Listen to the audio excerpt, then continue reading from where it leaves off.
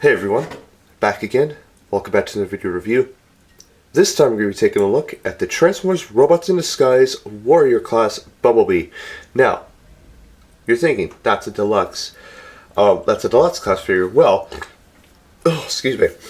They decided to change the name from deluxe to Warrior. For some reason, they're keeping the name deluxe in the Combiner Wars line.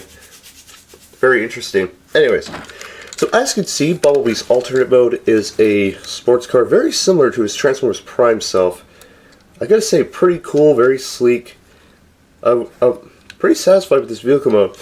Anyways, primary colors, typical Bumblebee colors. This stuff is yellow, this is black. This has some translucent blue plastic for the windows, windshield, back window.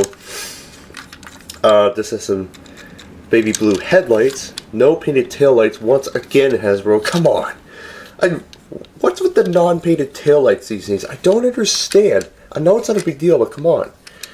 Anyways, and there's his undercarriage, and that's it. He does come with an accessory, and that is this sword here.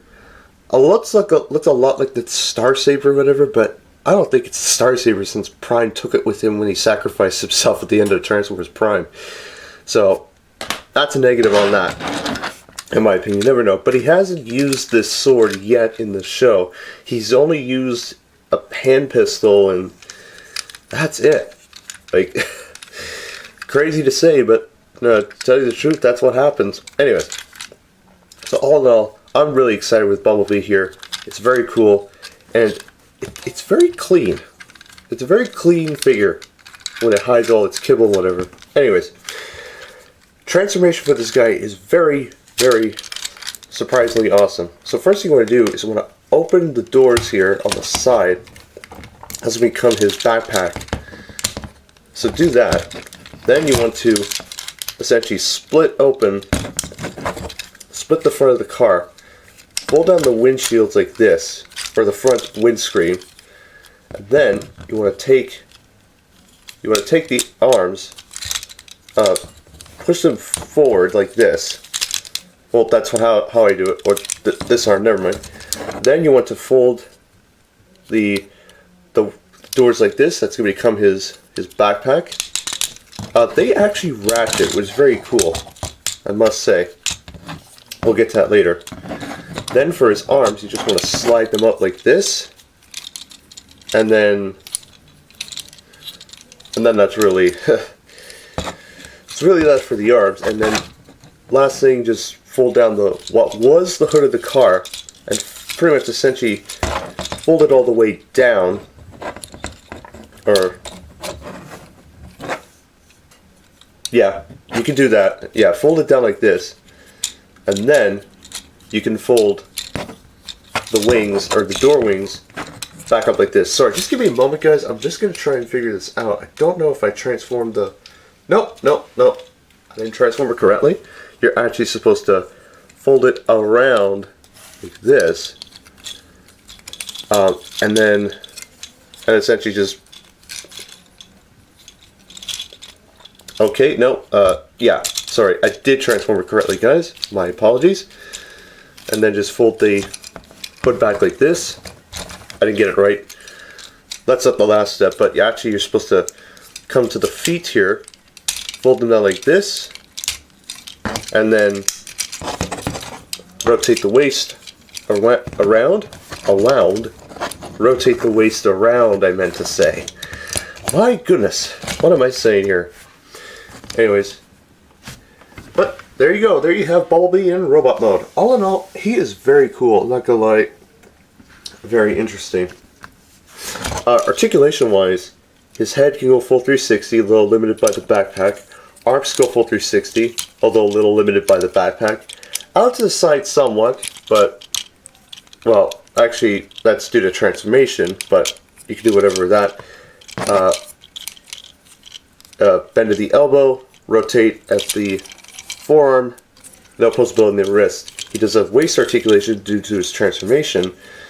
The legs go forward, back, out to the side, bend to the knee. It can rotate. His feet are posable.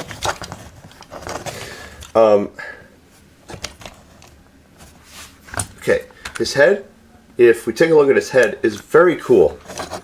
Like, his head is very Optimus Prime-like in the sense that he has the Prime head crest and the side plates. Very cool.